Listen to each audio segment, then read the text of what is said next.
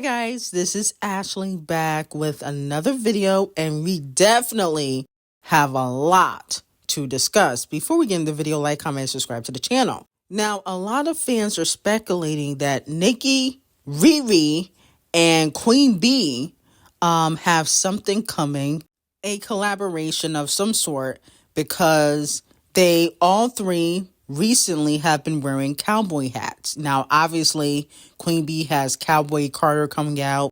It's supposed to be a country album, so that's why she's wearing one. In Nashville, Nicki Minaj wore a cowboy hat while she was performing, thanks to a fan. A fan gave it to her. And then Rihanna wore a cowboy hat for Vogue. Okay? So a lot of fans are putting two to two together. Not only that, though, Queen B sent Nicki Minaj a letter. A lot of the Queen B fans are saying that's not her handwriting, but it had to be somebody from Queen B's team. But anyway, wrote a letter congratulating Nicki Minaj on her tour and Pink Friday Nails, because Nicki Minaj sent her a package. Okay. And so Nicki posted that the Queen approves. Thank you. Now, with that being said, a lot of fans are confused, considering that Nicki Minaj a few months ago, when she was going back and forth with Megan Thee Stallion, when Piss came out, she called out Camel Face, okay? And Camel Face and Queen B are married. I'm sure Queen B heard about the drama, okay? You know, I feel like this is a chess move on the Carter's part, because one, Queen B, I think she strategically gave Nicki Minaj that letter so the Barbs would stop dragging her and her husband and buy Cowboy Carter. I know y'all got the pre-orders. Stop it. I know once y'all saw that letter, y'all decided to buy Cowboy Carter, and it was smart. And a lot of fans might be wondering, oh, why would Queen B need the Barb's help? Well, she's not outselling the chart-obsessed racists, which is one of her goals. Stop it. So, you know, to get a $500,000 first week, or close to $1 million first week, she's going to need more than a Beehive. Let's be real. That's why she had to switch genres to try to get album of the year, because what she was doing before wasn't working. He is no shit. Let's just be real. She don't be doing those big numbers like the chart-obsessed racists and Adele, which she wants to do. And then also, Camel Face is in the hot seat. You know, people are saying he's next after Diddy goes to jail. So, you know, the Barbs have been bringing up his past. The general public have been bringing up stuff he has done. And, you know, he probably would prefer if the Barbs weren't dragging him and bringing up how he slept with underage girls.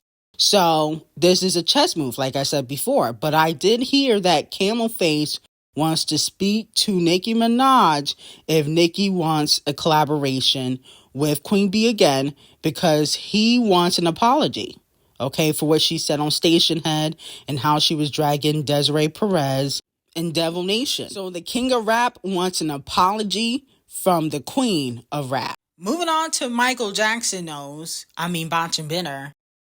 It looks like Enough, aka Dr. Miami, is falling down 37 spots on the Hot 100.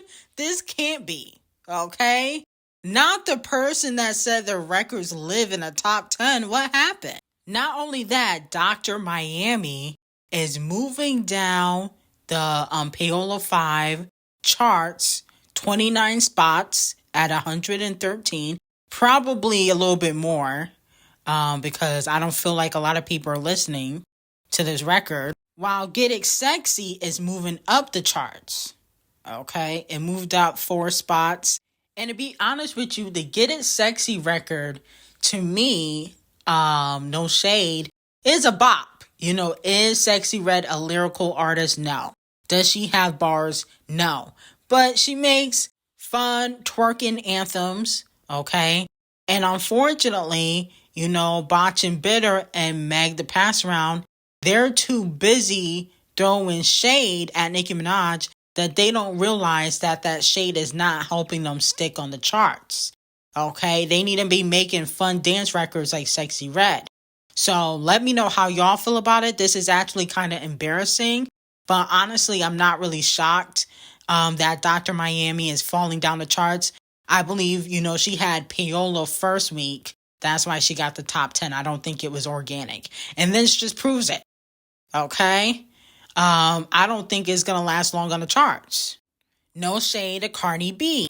Now, moving on from that, Megan Thee Stallion gets exposed by an artist, Nessa Carey or something like that. So let's take a listen to these shots that have been thrown. Let me ride this little horsey, giddy up, giddy up. Y'all done gassed up her head and now she running them up. She was naked, drunk, begging Carl Crawford to fuck. All on Nicki live being fake, sucking her nuts. You done crossed every friend that ever entered your space. Right. But tell me what you think they should expect from a snake. So many similes, but that's the type of shit you embrace. Your manager even say I'm better, up that shit in your face. I got rat poison and anti-venom for silly hoes. A drunk, and you won't catch me riding the boat. Cause it ain't cute to let a bitch pour liquor down your throat. Legs crossed, little champagne with my rose blunt. Yeah, that's how I do it and I'm still hood. I'm finna murk you and be still good. In every city all through your hood, I'm here to take my spot cause I'm a killer and it feel good. Okay, yeah, I'm gonna have to pass on that record.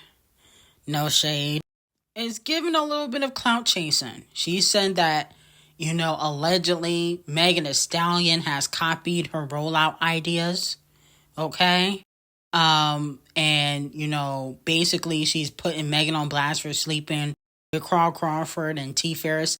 Nicki already spilled that tea about the T. Ferris tea, though.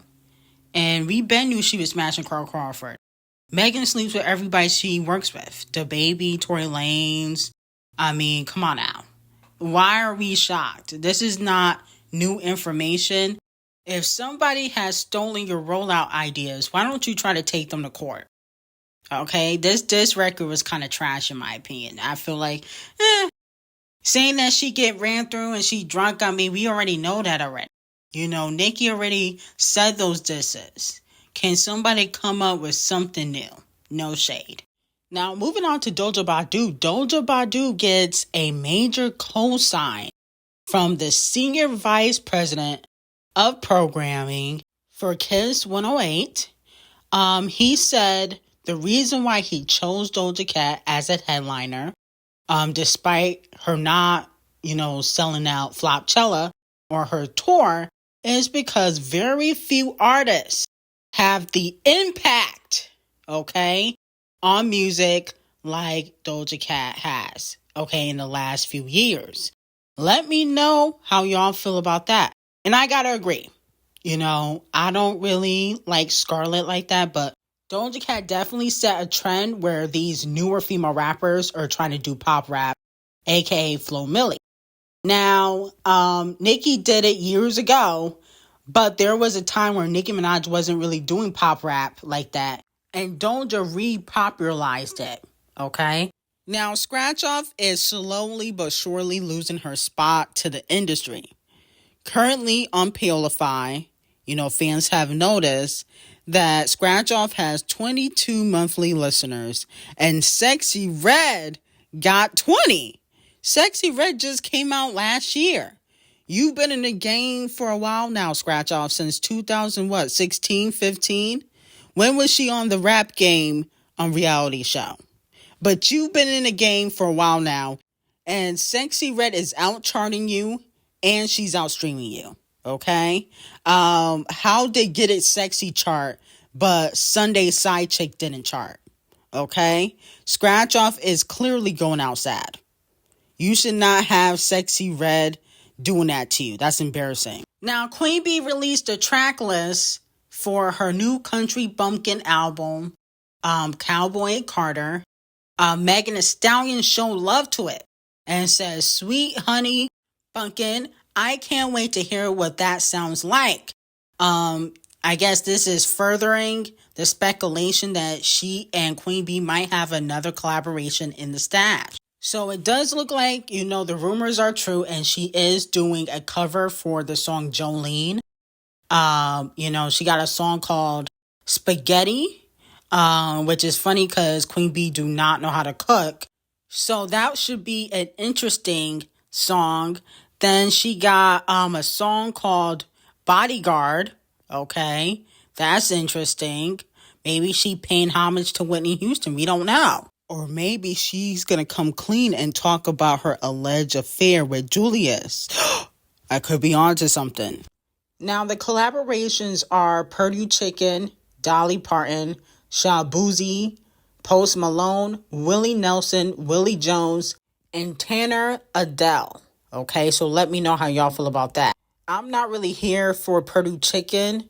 No shade. So I'm going to have to deduct 15 points. Also, this album seems long. I don't really want a long country album from Queen Bee. No shade. She got more than 15 songs on here. Okay, because I wasn't really impressed with 16 Carriages and Texas Boredom. I just wasn't really impressed with that. But I know people going to eat it up. Whether it's trash or not, people are going to say that this album is phenomenal and it's album of the year. Okay? Even if it's not. They're going to big it up because it's Queen Bee. But in my opinion, I feel like I don't really care for country bumpkin music from Queen Bee. I'm sorry. I don't really care for it. I don't think it's authentic considering that you had this album allegedly for 5 years. You're putting it out because you have not won album of the year. No shade. Now, will JT cut ties with Carisha? That's what we got to discuss next. And unfortunately, I'm going to have to give Carisha Donkey of the Day. Now, Ronnie Jones, a producer that has worked on Diddy's Love album, which no shade, I'm not really pro Diddy, but the Love album was kind of good. No shade. But that's neither here or there. So the producer of the Love album is putting Carisha, the escort, on blast. Basically, unfortunately, Carisha has been exposed in, the court docs for transporting the pink coke, allegedly, sleeping with Diddy for money. And she had the audacity, okay? See, I told Carisha to go lawyer up a few days ago. Y'all was laughing. I tried to warn Carisha. She talking about, it's gonna be a fun summer. Not for you, pissy face, Carisha. You've been Diddy's toilet seat for the last 3 years, and it has backfired on you. Okay? Now, you are also an accomplice to crimes. You are guilty of doing illegal activity. And instead of improving your raps like JT has, now all you're known for is being Diddy's concubine. And also basically committing illegal crimes for him. Okay? Nobody cares about your rap career anymore. It's over. Cokehead Carisha is more known for getting peed on than she is for her music career. Now your reputation is stained because you is getting some Chanel bags or getting your bills paid. Okay? Instead, you should have been improving your career. So I don't feel bad for pissy face Carisha. I think she needs to do time just like Diddy. She's not a victim. I don't care. She knew what she was getting into. And I think that she needs to do some jail time. I think she needs to get sentenced to at least 5 years in jail for the crimes. Transporting illegal drugs is not something light. She knew what she was doing. Okay? She's a bird. So, pissy cokehead Carisha is over for you. And I think that JT probably has already cut ties with Carisha. And that's why Carisha and Mr. Brown do not show love to JT anymore. They've backed off of JT because JT is more focused on her rap career instead of getting peed on for $100,000 in a Chanel purse. Okay, so unfortunately, offbeat Carisha, cocaine Carisha, I gotta give you donkey a day. Now, moving on to Camila Cabello, the racist. She dropped her new single, Before Normani, no shade, called I Love It, featuring Playboy Bottom Cardi. Okay? Now, to me, the music video is a little bit confusing. There's too much going on, and I don't understand the theme of the music video. But the song is trash. Okay? Now, some people are saying, she's experimenting with a new sound. And I understand that. But it just seems very lackluster. There's no death in the song, obviously. And I think what Camila Cabello actually was trying to do, she was trying to get a TikTok record.